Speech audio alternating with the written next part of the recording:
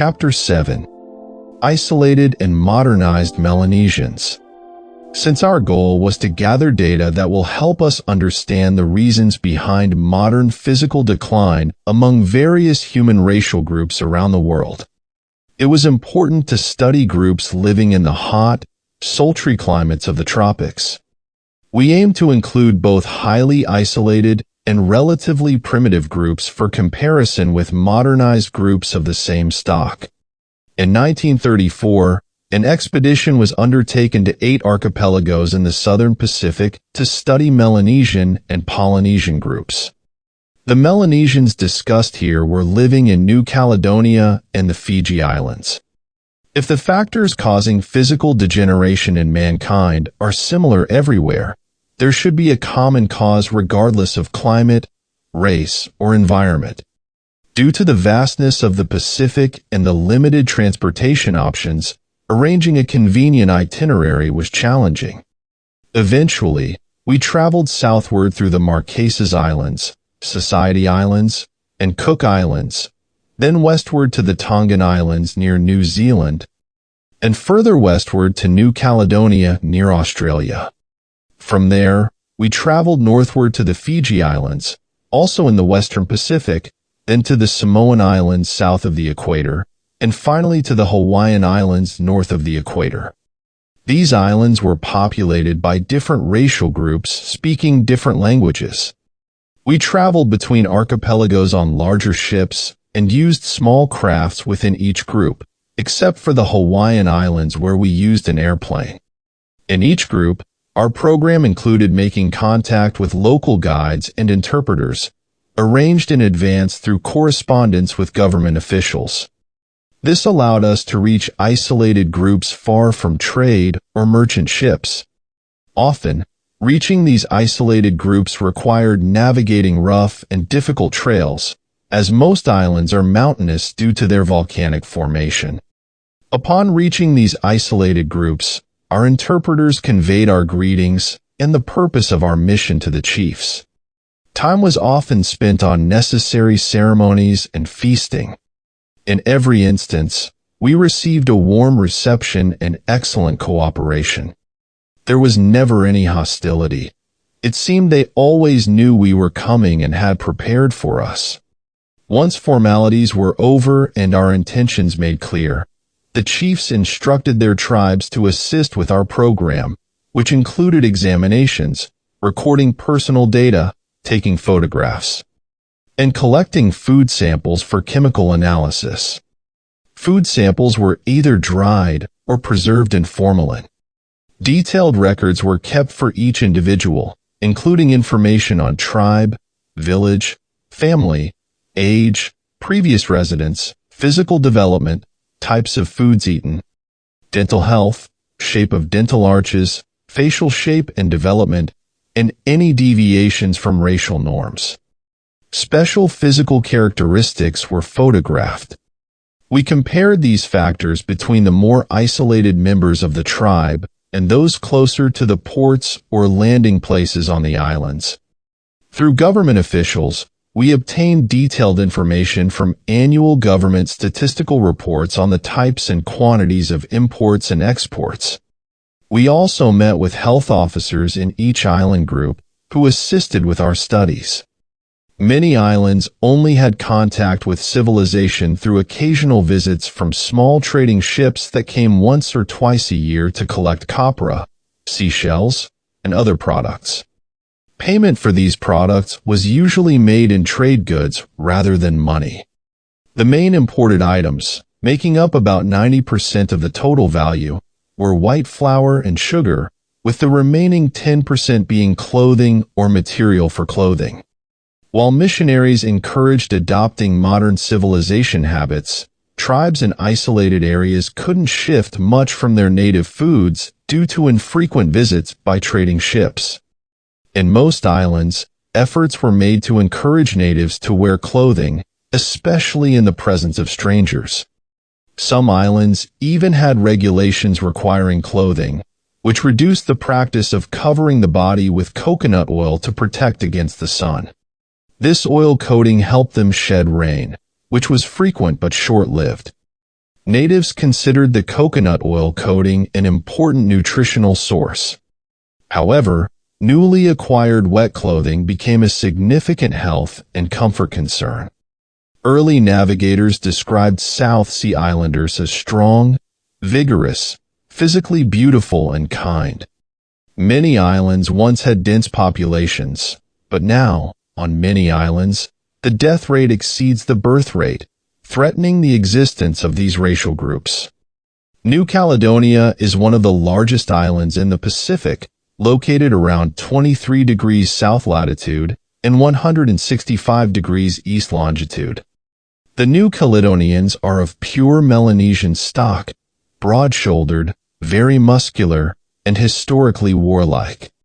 These islands are under French control, with a foreign population mainly French, concentrated near the port of Noumea.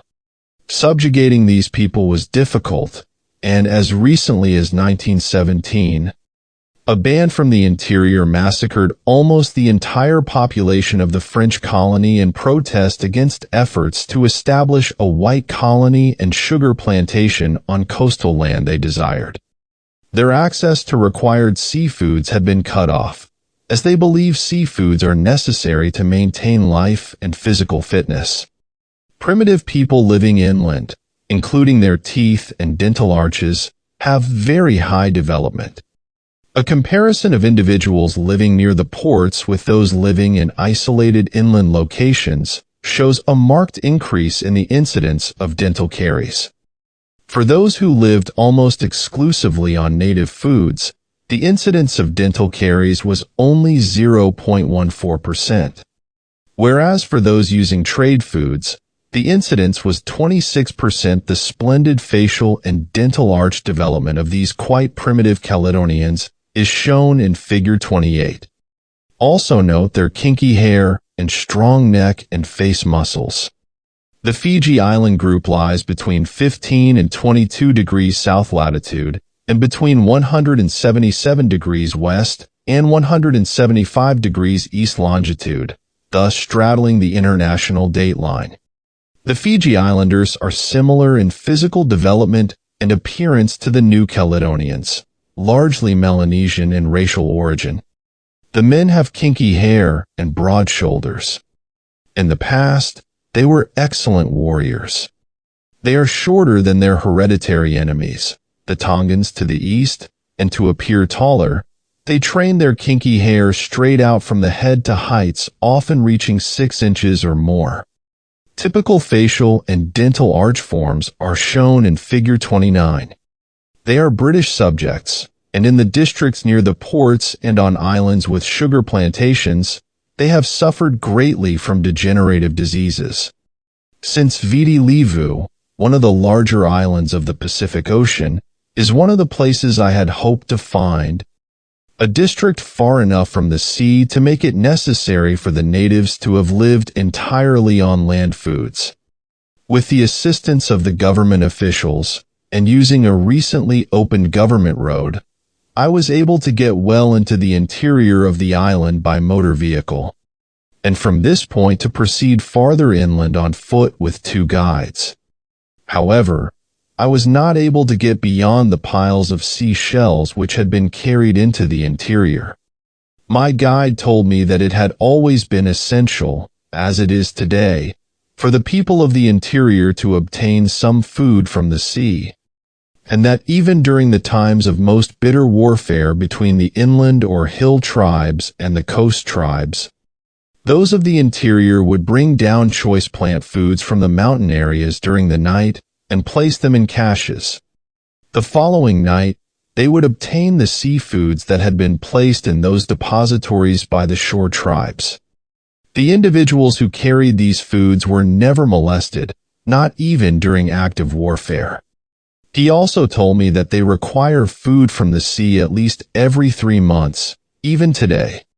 This was a matter of keen interest, and at the same time disappointment, since one of the purposes of the expedition to the South Seas was to find, if possible, plants or fruits which together, without the use of animal products, were capable of providing all of the requirements of the body for growth and for maintenance of good health and a high state of physical efficiency. Among the sources of animal foods was the wild pig from the bush. These were not native, but imported into nearly all of the islands, and they have become wild where there is an abundance of food for them. Another animal food was that from coconut crabs, which grow to a weight of several pounds at certain seasons of the year. The crabs migrate to the sea in great numbers from the mountains and interior country. They spend about 3 days in the sea for part of their reproductive program and return later to their mountain habitats. Their routes of travel are as nearly as possible in straight lines. At the season of migration, large numbers of the crabs are captured for food. These crabs rob the coconut trees of fruit. They climb the trees during the darkness and return to the ground before the dawn. They cut off the coconuts and allow them to drop to the ground. When the natives hear coconuts dropping in the night, they put a girdle of grass around the tree 15 or 20 feet from the ground. And when the crabs back down and touch the grass, they think that they are down on the ground, let go their hold, and are stunned by the fall. The natives then collect the crabs and put them in a pen where they are fed on shredded coconut. In 2 weeks' time, the crabs are so fat that they burst their shells. They are then very delicious eating. Freshwater fish of various kinds are used where available from the mountain streams. Land animal foods, however, are not abundant in the mountainous interior, and no places were found where the native plant foods were not supplemented by seafoods. Our first visit to the Fiji Islands was in 1934, and the second in 1936. On our first trip, we received much personal assistance from Ratu Popi, the hereditary king. His residence was on the Royal Island, which was reserved exclusively for the king and his retinue. His picture is shown in figure 30 with that of Mrs. Price. He was very solicitous for the welfare of his people, whom he recognized as rapidly breaking down with modernization. The council house is also shown in figure 30. He gave us very important information regarding the origin of cannibalism, relating it to a recognition of special food values of special organs, particularly the livers. There has been a very extensive development of sugar plantations on the larger islands of several of the Pacific archipelagos. The working of these plantations has required the importation of large numbers of indentured laborers. These have been brought chiefly from India and China.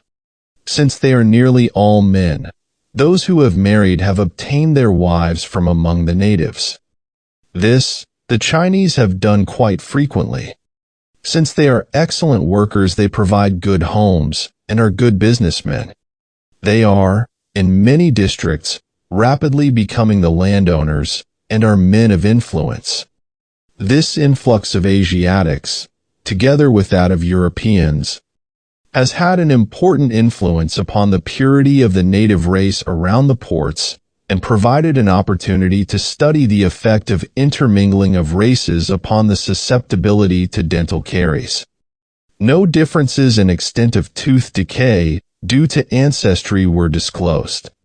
The incidence of dental caries at the points of contact with imported foods was 30.1% of teeth examined, as compared with 0.42 for the more isolated groups living on the native foods of land and sea. The physical changes which were found associated with the use of the imported foods included the loss of immunity to dental caries in practically all of the individuals who had displaced their native foods very largely with the modern foods. Dental caries was much worse, however, in the growing children and motherhood group due to the special demands of these individuals. These conditions are illustrated in figs 31 and 32. The boy shown in figure 32 typifies the suffering brought by modernization. Abscessed teeth often cause suicide. Another important phase of the studies included a critical examination of the facial form and shape of the dental arches, which include very definite and typical changes represented by the narrowing of the features and the lengthening of the face with crowding of the teeth in the arch. These are illustrated in the lower half of Figure 32. The members of the Melanesian race living on the Fiji Islands of the Pacific, whether volcanic or coral in origin, have developed a very high immunity to dental caries and well-formed faces and dental arches.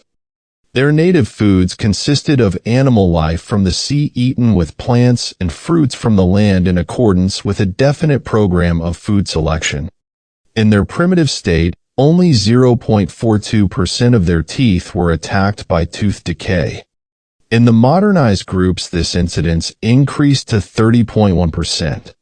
The change in the nutrition included a marked reduction in the native foods and their displacement with white flour products, sugar and sweetened goods, canned foods, and polished rice. In the succeeding generations after the parents had adopted the modern foods, there occurred distinct change in facial form and shape of the dental arches.